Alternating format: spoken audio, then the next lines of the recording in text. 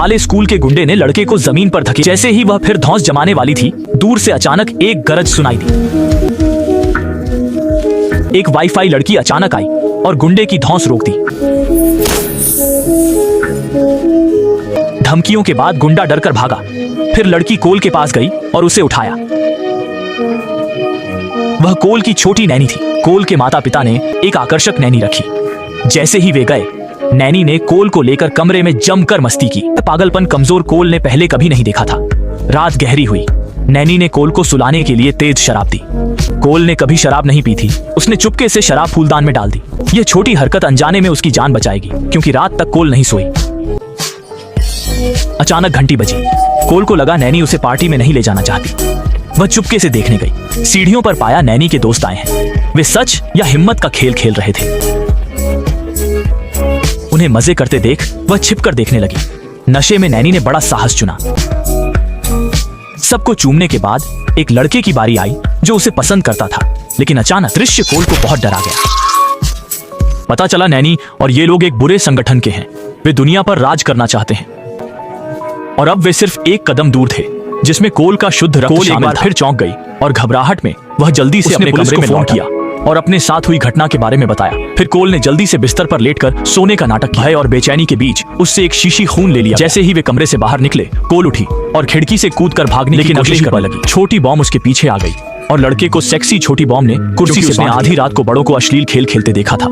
लेकिन खेल इतना डरावना था कि कोल सीधे बेहोश। जब वह फिर होश में आई तो पाया कि उसे पहले ही रस्सियों से बांध दिया गया है। चुपके से चाकू निकालकर रस्सी काटने की कोशिश की, लेकिन पीछे के शीशे ने उसका बेहद शर्मनाक थी। कोल ने जल्दी से रस्सी काटने की रफ्तार बढ़ा दी। तभी बाहर सायरन की आवाज सुनाई दी और 2 पुलिसकर्मी दरवाजा तोड़कर अंदर। मजबूत आदमी ने देखते ही लाठी फेंक दी।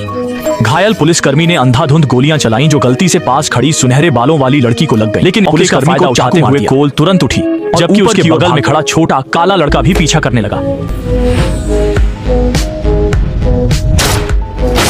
अचानक छोटे काले को उत्तर पश्चिम की ओर से नफरत हो गई। कोल के पास सोचने का जल्दी से कमरे में गई और बिस्तर की चादर खिड़की से बाहर फेंक दी। लेकिन जैसे ही वह दीवार के सहारे आंगन में पहुंचने वाली थी, वह मजबूत आदमी ने आसानी से कोल को ऊपर खींच लिया। इस नाजुक मौके पर कोल को मजबूरन उसका हाथ छोड़ना, जोर से जमीन होने वाले दर्द का एहसास होने से पहले ही वहां से कुछ हथियार लेकर रूम में उसने खुद को चादर में मोजे वाली लड़की वहां पहुंच गई। वह टॉर्च लेकर इधर उधर देखने लगी, पर कुछ नहीं मिला। फिर वह मुड़कर जाने ही वाली थी कि यह देखकर कि दूसरे पक्ष ने उसे खोज लिया है, केर ने जल्दी से एक पटाखा निकाला और तुरंत जलाकर छोड़ दिया।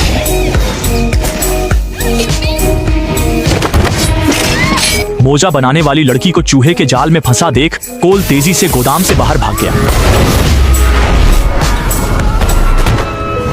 मोजा लड़की वहीं मर गई। कार्ल को सांस लेने का मौका भी नहीं मिला कि एक मजबूत आदमी ने उसे पकड़ लिया। अचानक दरवाजे पर हलचल हुई। वह काला आदमी था जो कैर को परेशान करता था। वह अब अपने घर पर अंडे फेंक रहा था। यह देखकर मजबूत आदमी भी हैरान था। उसने कैर को उस हंसते आदमी को पीटने के लिए कहा, लेकिन कैर को ही एक मुक्का पड़ गया और वह गिर पड़ा। जब वह आदमी चला गया, कैर ने मजबूत आदमी को एक मुक्का मारा।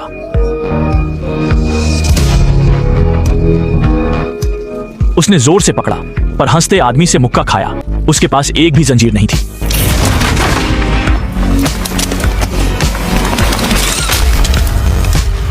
मजबूत आदमी उत्तर पश्चिम से नफरत करता था। कोल सांस भी नहीं ले पाया कि छोटी नानी पीछे आ गई। भागता हुआ लड़का पड़ोसी लड़की के घर में छिप गया। घर खाली था और छोटी नानी पीछे आ रही थी। केर ने जल्दी से लड़की को बाथरूम में छिपाया और उसे सब बताया। लड़की ने केर को डरा देखा तो उसे हिम्मत देने के लिए एक अगरबत्ती दी।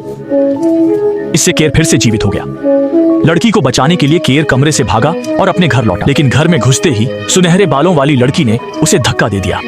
वह केर को मारने के लिए चाकू उठाने लगी। अचानक छोटी दादी समय पर बचाव के लिए आ गई। वो कोल को मारना नहीं चाहती थी, पर उसकी बुराई ने कोल को कुछ करने पर मजबूर किया। उसने मौका देखकर मेज से बुरी किताब उठाई और उसे जलाने की धमकी दी।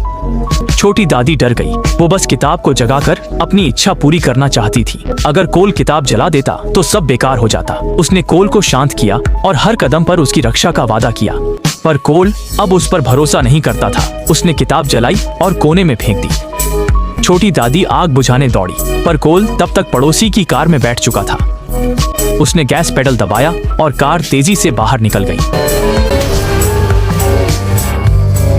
उसका शरीर जल गया।